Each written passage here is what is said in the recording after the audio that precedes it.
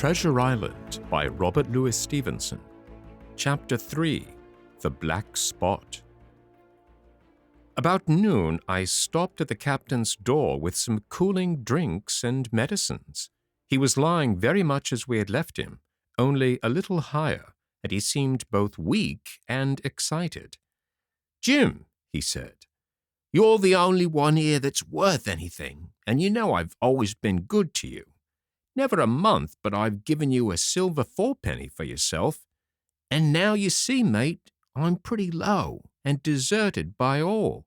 And Jim, you'll bring me one noggin of rum now, won't you, matey?" "The doctor," I began, but he broke in cursing the doctor in a feeble voice but heartily. "Doctors is all swabs," he said. "And that doctor there, why, what do he know about seafaring men? I've been in places hot as pitch, and mates dropping round with yellow jack, and the blessed land heaving like the sea with earthquakes. What did the doctor know of lands like that? And I lived on rum, I'll tell you. It's been meat and drink, and man and wife to me.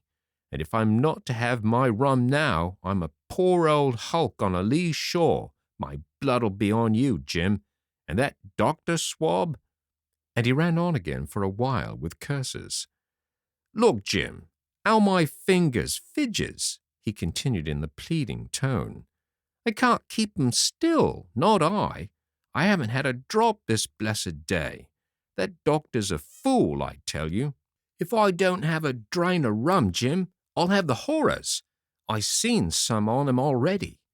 I seen old Flint in the corner there, behind you, as plain as print I seen him. And if I get the horrors, I'm a man that has lived rough, and I'll raise Cain. Your doctor hisself said one glass wouldn't hurt me. I'll give you a golden guinea for a noggin, Jim." He was growing more and more excited, and this alarmed me for my father, who was very low that day and needed quiet. Besides, I was reassured by the doctor's words, now quoted to me, and rather offended by the whole offer of a bribe. "I want none of your money," said I, "but what you owe my father. I'll get you one glass and no more." When I brought it to him, he seized it greedily and drank it out. Aye, said he, "that's some better, sure enough. And now, matey, did that doctor say how long I was to lie here in this old berth?" "A week at least," said I. "Thunder!" he cried. "A week? I can't do that. They'd have the black spot on me by then. The lubbers is going about to get the wind of me this blessed moment. Lubbers as couldn't keep what they got and want to nail what is another's. Is that seemly behavior now? I want to know. But I'm a saving soul. I never wasted good money of mine nor lost it neither, and I'll trick 'em again. I'm not afraid on 'em. I'll shake out another reef, matey, and daddle 'em again." As he was thus speaking, he had risen from bed with great difficulty, holding to my shoulder with a grip that almost made me cry out, and moving his legs like so much dead weight. His words, spirited as they were in meaning, contrasted sadly with the weakness of the voice in which they were uttered. He paused when he had got into a sitting position on the edge. "That doctor's done me in," he murmured. "My ears is singing. Lay me back." Before I could do much to help him, he had fallen back again to his former place, where he lay for a while silent. "Jim," he said at length, "you saw that seafaring man today." "Black Dog?" I asked. "Ah, Black Dog," says he. "He's a bad 'un, but there's worse that put him on. Now, if I can't get away nohow, and they tip me the black spot, mind you, it's my old sea chest they're after. You get on a horse. You can't you? Well, then, you get on a horse and go to, well, yes, I will, to that eternal Dr. Swab, and tell him to pipe all hands, magistrates and sich, and he'll lay 'em aboard at the Admiral Benbow. All old Flint's crew, man and boy, all on him that's left. I was the first mate, I was, old Flint's first mate, and I'm the only one as knows the place. He gave it me at Savannah, when he lay a-dying, like as if I was to now, you see. But you won't peach unless they get the black spot on me, or unless you see that black dog again, or a seafaring man with one leg. Jim, him above all." "But what is the black spot, Captain?" I asked. "That's a summons, mate. I'll tell you if they get that. But you keep your weather eye open, Jim, and I'll share with you equals, upon my honor." He wandered a little longer, his voice growing weaker, but soon after I had given him his medicine, which he took like a child, with the remark, "If ever a seaman wanted drugs, it's me." He fell at last into a heavy, swoon-like sleep in which I left him. What I should have done, had all gone well, I do not know. Probably I should have told the whole story to the doctor, for I was in mortal fear lest the captain should repent of his confessions and make an end of me. But as things fell out, my poor father died quite suddenly that evening, which put all other matters on one side.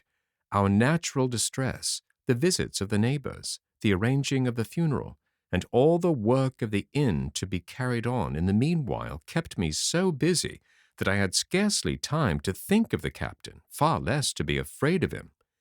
He got downstairs next morning, to be sure, and had his meals as usual, though he ate little, and had more, I am afraid, than his usual supply of rum, for he helped himself out of the bar, scowling and blowing through his nose, and no one dared to cross him. On the night before the funeral he was as drunk as ever, and it was shocking, in that house of mourning, to hear him singing away at his ugly old sea-song. But weak as he was, we were all in the fear of death for him, and the doctor was suddenly taken up with a case many miles away, and was never near the house after my father's death. I have said the captain was weak, and indeed he seemed rather to grow weaker than regain his strength. He clambered up and down stairs, and went from the parlor to the bar and back again, and sometimes put his nose out of doors to smell the sea, holding on to the walls as he went for support, and breathing hard and fast like a man on a steep mountain.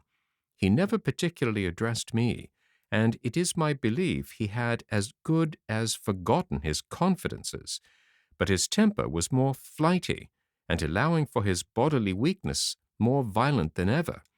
He had an alarming way now, when he was drunk, of drawing his cutlass and laying it bare before him on the table. But with all that, he minded people less and seemed shut up in his own thoughts and rather wandering. Once, for instance, to our extreme wonder, he piped up to a different air, a king of country love song that he must have learned in his youth before he had begun to follow the sea. So things passed until the day after the funeral, at about 3 o'clock of a bitter, foggy, frosty afternoon, I was standing at the door for a moment, full of sad thoughts about my father, when I saw someone drawing slowly near along the road. He was plainly blind, for he tapped before him with a stick, and wore a great green shade over his eyes and nose, and he was hunched, as if with age or weakness, and wore a huge old tattered sea-cloak with a hood that made him appear positively deformed. I never saw in my life a more dreadful-looking figure. He stopped a little from the inn, and raising his voice in an odd sing-song, addressed the air in front of him. "Will any kind friend inform a poor blind man, who has lost the precious sight of his eyes in the gracious defence of his native country, England, and God bless King George, where or in what part of this country he may now be?" "You were at the Admiral Benbow, Black Hill Cove, my good man," said I. "I hear a voice," said he, "a young voice. Will you give me your hand, my kind young friend, and lead me in?" I held out my hand, and the horrible, soft-spoken, eyeless creature gripped it in a moment like a vise. I was so much startled that I struggled to withdraw, but the blind man pulled me up close to him with a single action of his arm. "Now, boy," he said, "take me in to the captain." "Sir," said I, "upon my word, I dare not." "Oh," he sneered. "That's it. Take me in straight, or I'll break your arm." And he gave it, as he spoke, a wrench that made me cry out. "Sir," said I, "it is for yourself I mean. The captain is not what he used to be. He sits with a drawn cutlass. Another gentleman—" "Come now, march," interrupted he, and I never heard a voice so cruel and cold and ugly as that blind man's. It cowed me more than the pain, and I began to obey him at once, walking straight in at the door and towards the parlor, where our sick old buccaneer was sitting, dazed with rum. The blind man clung close to me, holding me in one iron fist and leaning almost more of his weight on me than I could carry. "Lead me straight up to him, and when I'm in view, cry out, 'Here's a friend for you, Bill!' If you don't, I'll do this." And with that, he gave me a twitch that I thought would have made me faint. Between this and that, I was so utterly terrified of the blind beggar that I forgot my terror of the captain, and as I opened the parlor door, cried out the words he had ordered in a trembling voice. The poor captain raised his eyes, and at one look the rum went out of him and left him staring sober. The expression of his face was not so much of terror as of mortal sickness. He made a movement to rise, but I do not believe he had enough force left in his body. "Now, Bill, sit where you are," said the beggar. "If I can't see, I can hear a finger stirring. Business is business. Hold out your left hand. Boy, take his left hand by the wrist and bring it near to my right." We both obeyed him to the letter, and I saw him pass something from the hollow of the hand that held his stick into the palm of the captain's, which closed upon it instantly. "And now that's done," said the blind man. And at the words he suddenly left hold of me, and with incredible accuracy and nimbleness skipped out of the parlor and into the road, where, as I still stood motionless, I could hear his stick go tap, tap, tapping into the distance. It was some time before either I or the captain seemed to gather our senses, but at length, and about at the same moment, I released his wrist, which I was still holding, and he drew in his hand and looked sharply into the palm. "10 o'clock!" he cried. 6 hours! We'll do them yet!" And he sprang to his feet. Even as he did so, he reeled, put his hand to his throat, stood swaying for a moment, and then with a peculiar sound fell from his whole height face foremost to the floor. I ran to him at once, calling to my mother, but haste was all in vain. The captain had been struck dead by thundering apoplexy. It is a curious thing to understand, for I had certainly never liked the man, though of late I had begun to pity him. But as soon as I saw that he was dead, I burst into a flood of tears. It was the second death I had known, and the sorrow of the first was still fresh in my heart.